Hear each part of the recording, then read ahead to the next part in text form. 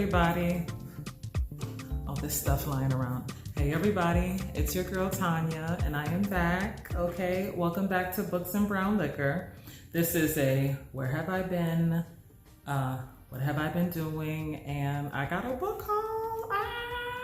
Okay.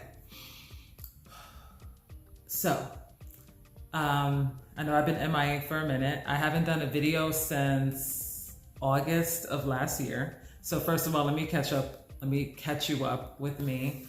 I was living in Tampa, and I would say shortly after doing my last videos, toward the end of August, beginning of September, I got really sick. I was having a lot of health issues. So I was still reading, but I wasn't really in the condition to do videos or anything. So I had to have major surgery in September. And then September and October were my rest and recovery months. So I need you to know that I am well, I am doing fine, I'm perfectly healed. And again, during my rest and recovery, I read lots of books. I just didn't do any videos because I was healing. But again, I am well, so I'm back.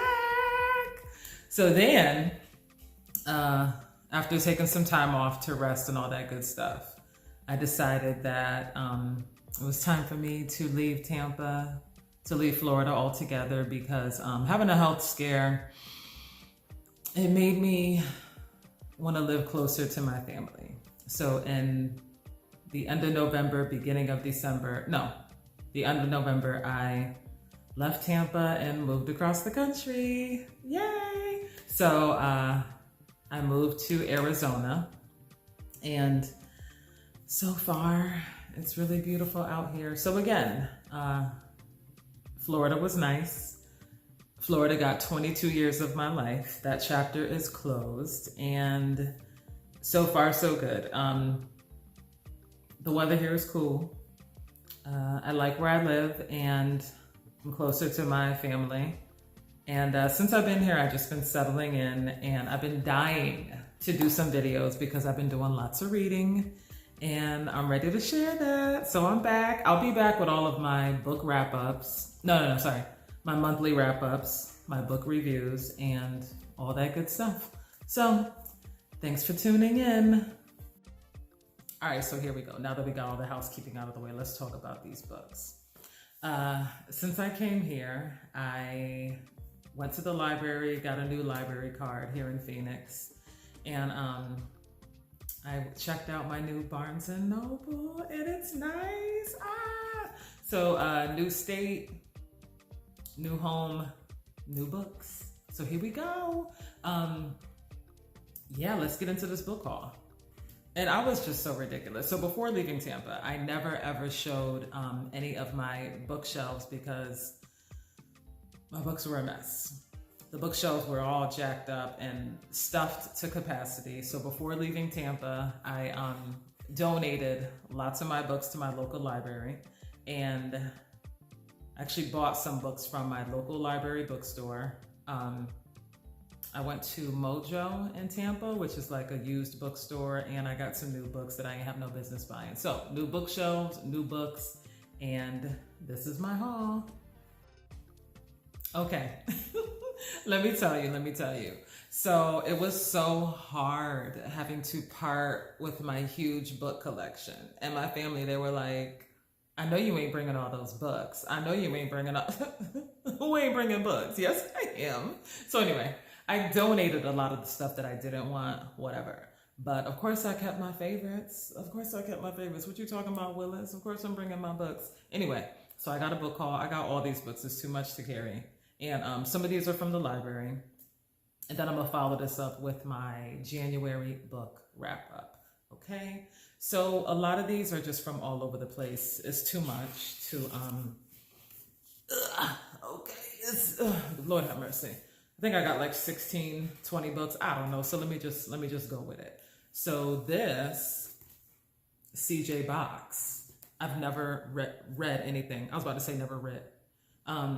Trophy Hunt by CJ Box. I got this from my Tampa library bookstore. And this joint, I think it was like $1. Paperbacks are $1.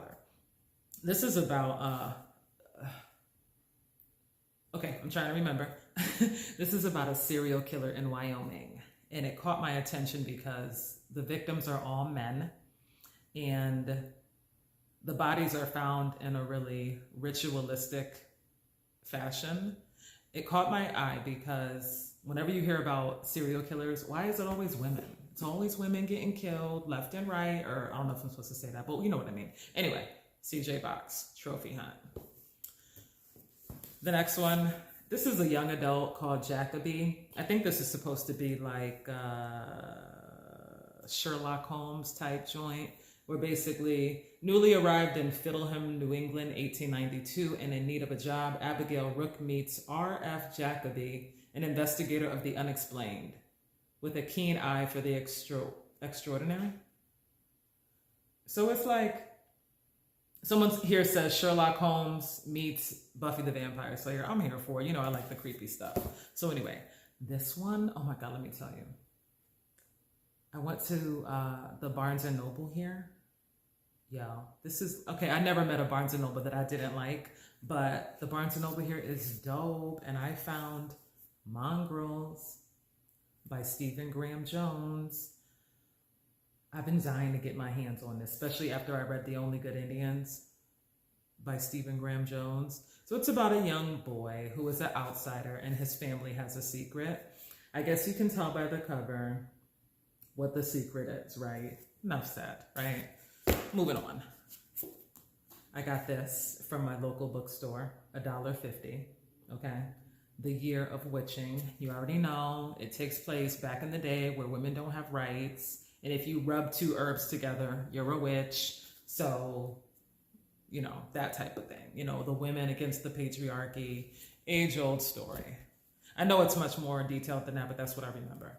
That's what I remember. So, and then I got The Crooked Kingdom, which is the sequel to Six of Crows.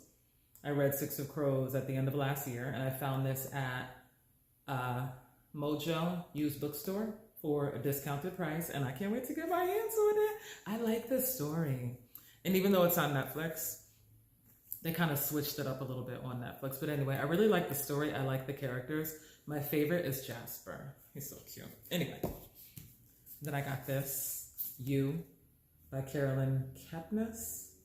Now, I know y'all saw this on Netflix, okay? The story of Joe, the stalker that you kind of like. It's so weird because he is creepy as hell. He is a stalker from hell, but for some reason it's like, I like him though. I don't know. It's weird. But anyway, I was in the bookstore and I was like, you know what? Sometimes the book is better.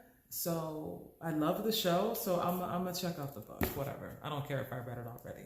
I mean, if I already saw it on Netflix, I'm still reading it. And then I'll let you know. And then this, I got this at Walmart.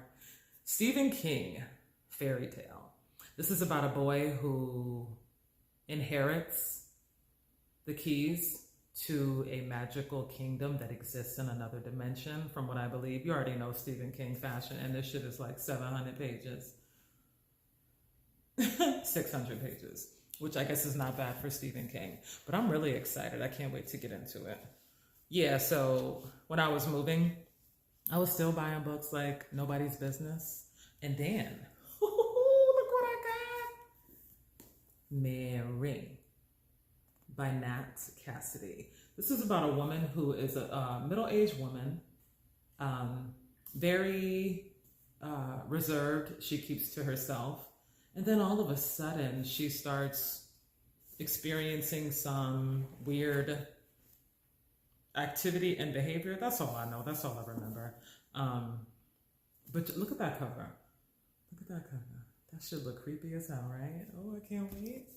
And then, I got this from Barnes & Noble here in Chandler. Dang, what is this about? Sundial by Catriona Ward. Rob has spent her life, Rob is a woman, by the way. Rob has spent her life running from Sundial, her family's ranch deep in the Mojave Desert, and her childhood memories. But she worries about her daughter, Callie, who collects animal bones and whispers to imaginary friends. Oh, hell yes. It reminds her of a darkness that runs in her family, and Rob knows it's time to return. Oh, hell yes. Oh, yes. I love all that shit.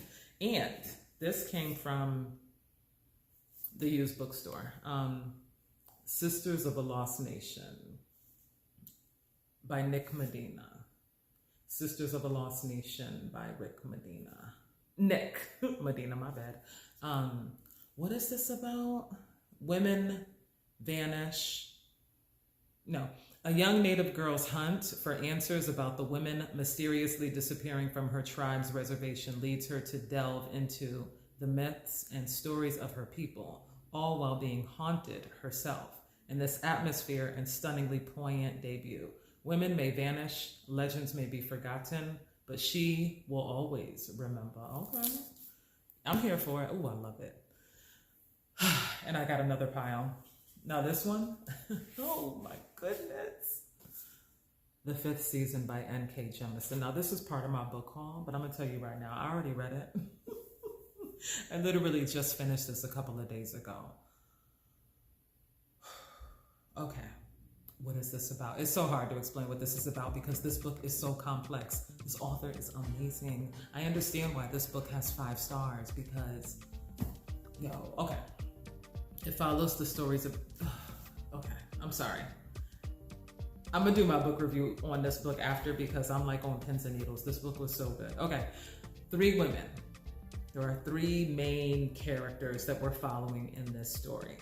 They live in a world where people have abilities. These people have the ability to move the earth beneath its surface and cause earthquakes.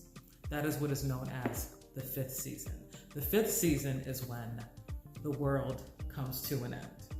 And apparently in the history of this book, or in the universe of this book, the world has come to an end multiple times. And this is the story of a time that the earth is coming to an end again. And I did not do a good job of explaining that. It's just, it's very complex. It's hard to explain it all. It's just, let me see, do they do it better? And I read it, but I don't want to give nothing away, but these women are on major, major missions. And then the way the writer ties everything up. But anyway, this is the story of the world ending as these people know it and all the stuff in between. The 5th season by N.K. Jemisin. Anyway, the next book, Belladonna, who this is? Adeline Grace. This is a young adult book, and what's it about? I don't remember. I don't remember shit. Orphaned as a baby, 19-year-old Signa has been raised by a string of guardians, each more interested in her wealth than her well-being, and each has met an untimely end. Her remaining relatives are the elusive Hawthorns, an eccentric family living at Thorn Grove, an estate both glittery and gloomy. Its patriarch mourns his late wife through wild parties, while his son grapples for control of the family's waning reputation, and his daughter suffers from a mysterious illness. But when their mother's restless spirit appears claiming she was poisoned, Signa realizes that the family she depends on could be in grave danger and enlists the help of a surly stable boy to hunt down the killer. Okay, moving on. I paid $1 for this book. The Great Alone by Kristen Hanna. I hear so many good things about her books. And look at this joint. That's a lot of book. But I heard good things and I found it for $1. So I was like, okay, we'll see how I like it. Kristen Hanna, y'all. This right here. There by Tommy Orange. This is another Indigenous story by an Indigenous author. This story, from what I can remember, there is a very big powwow. And this story follows multiple characters that are going through different things in their lives that are on their way to this big powwow. That's all I know. They're there. This I got from the library bookstore. Within These Wicked Walls by Lauren Blackwood. Basically, this person in the book, because I don't remember the name of the person, she is hired to investigate, like, what the hell does she do? She's hired to cleanse households of paranormal activity, like exorcisms. Like, she's hired to get rid of paranormal activity, like the Ed and Lorraine Warren of her time, I guess. And something goes wrong at one of these house cleansings, so to speak. Okay. This one right here, never heard of this author. River, Sing Me Home by Eleanor Scherer. This takes place in the Caribbean. The Providence Plantation in Barbados. Basically, oh yeah, I remember. In Barbados, this takes place in, what's the year? 1834. In Barbados, on a plantation, the owner of the plantation gathers all the slaves together and lets them know that slavery has ended. You guys are free. But what happens? I forgot the rest.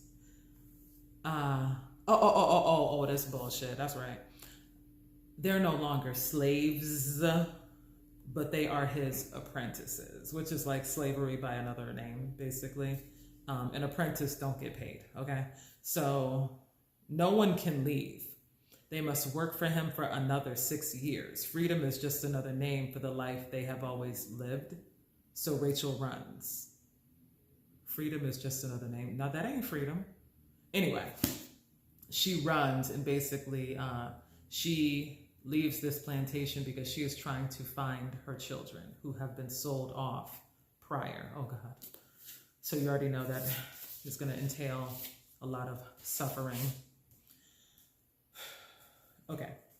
And then I got this, and I ain't got no business. I don't know. Sarah Rosh and Beth Rebus, Night of the Witch. Because I love stories with witches, because I love stories with powerful women.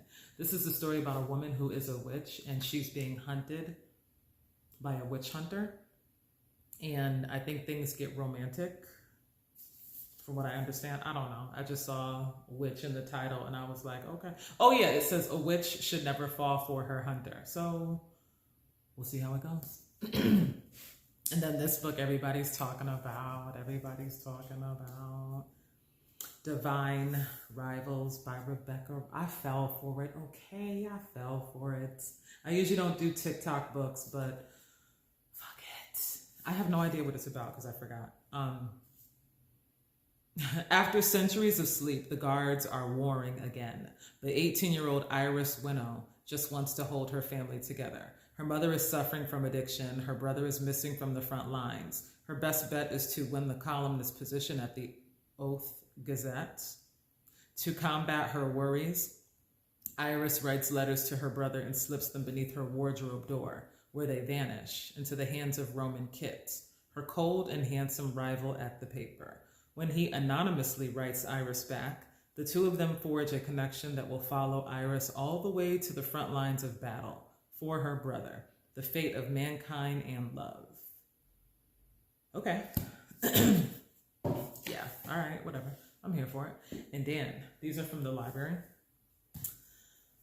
This, I'm actually halfway through. Shit Cassandra Saw. There's something on my eye. Shit Cassandra Saw by Gwen E. Kirby. This is a book of short stories that revolve around women, and I'm enjoying this. It's a book of short stories. Cassandra may have seen the future, but it doesn't mean she's resigned to telling the Trojans everything she knows. In this, I don't know that word, ebullient collection, virgins escape from being sacrificed, witches refuse to burn, whores aren't ashamed, and every woman gets a chance to be a radioactive cockroach warrior. who snaps back at catcallers. Okay. That doesn't really say much, but it's a book about short stories that like revolves around women. And I liked it. I'm currently reading Queen of Urban Prophecy by Aya de Leon. This is about a girl who is like an up and coming rapper. In her very first song, or her very first single, well, hold up. Her very first album that is released, she did a song about police violence, and she mentioned the name of a girl in this song about police harassment and brutality. I think it's firecrackers. I hope it's firecrackers. I'm kidding. So she does a song about police brutality, and then one day a girl just happens to get shot and killed by police, and the name is the same name as the girl in her song. So everybody's calling her the Prophet. And she's like, look, I'm just a rapper. I don't know how I got that nickname. How can I live up to that? And I just started it, so far so good. That Dangerous Enemy. That Dangerous Energy by Aya de Leon. First of all, these covers are everything. These are from the library. Let me tell you. A lot of times what I do is I'll just go to the library and walk. And if something stands out, I just pick it up. And then, so this stood out, right? And then I got this by the same author. And then this stood out, because look at that. Like, look at that cover. You see that on it? How can you not pick that up walking past that? I'm like, what the fuck is that? Like, is that? So anyway, the book is good. And then my last book from the library, one of my favorites, Sugar by Bernice McFadden. This is the first book I ever read by Bernice McFadden. I love this book so much that I'm going to read this book again for like the third time. I love this book. This is my favorite, one of my favorite Frida McFadden books.